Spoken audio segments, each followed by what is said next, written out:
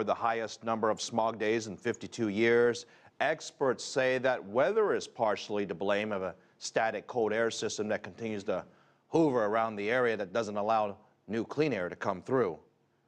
Bad weather is continuing to be forecasted at least until Sunday. For more on this topic on clean air, Zach Friedman, International Project Manager at the Center for Climate Strategies, joins me on here on the set. And Zach, this is a problem that when you talk about air pollution, I lived in some pretty bad places, Hong Kong being one of them, and there's a sense that if you're living there, there's not much you can really do about the problem. Ultimately, it's the government that are the ones that can help solve the problem. In this particular case, let's start with the seriousness of the problem first. What can the government do to clean the air?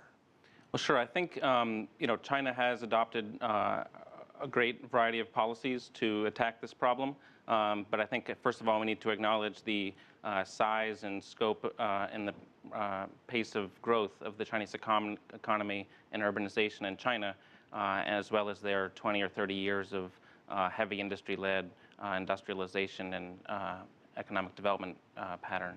So I think the government is continuing to try to shift its economy and energy and industrial structure to cleaner sources of energy and production, and also help their economy and environment at the same time. Okay, let's start blaming people here, or companies, if you will. Coal is a major blamer. The coal factories, they need the coal to build the electricity to power the economy. The coal gets burned and the pollutants go into the air. The coal factories are near the cities, and therefore it pumps all this stuff into the air. It then falls on a city. That's where you get your smog.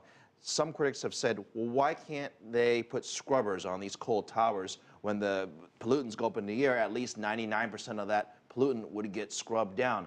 Is that a possible solution?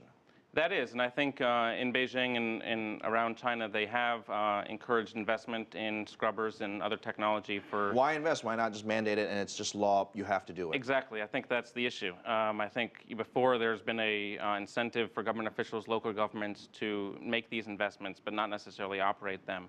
And I think, a lot of those policies were focused on Beijing and other cities, but the source of the problem may be outside of those cities, but then the pollution comes and affects those urban areas.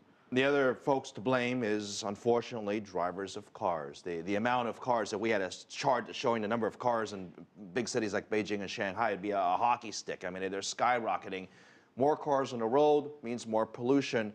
And is there a solution to this? I mean, people are going to drive. You can't stop them from driving, but this is obviously a problem. I think there are a number of solutions to driving and transportation in urban areas. I think, first of all, you have issues about fuel quality and increasing the quality of fuels that people are using.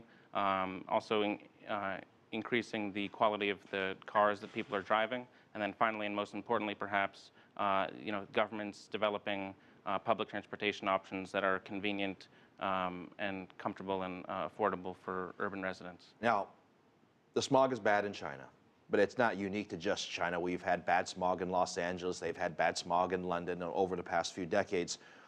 What's the one thing that perhaps city governments can do and also federal governments can do that actually helps solve the problem? What are some of the solutions that have worked in the past? Sure. Well, I think, first of all, it's an issue of leadership, that the city government needs to, take leadership on this issue and then find, I think, solutions that match policy, technology, and investment or financing to make sure that those policies and technologies actually see the road.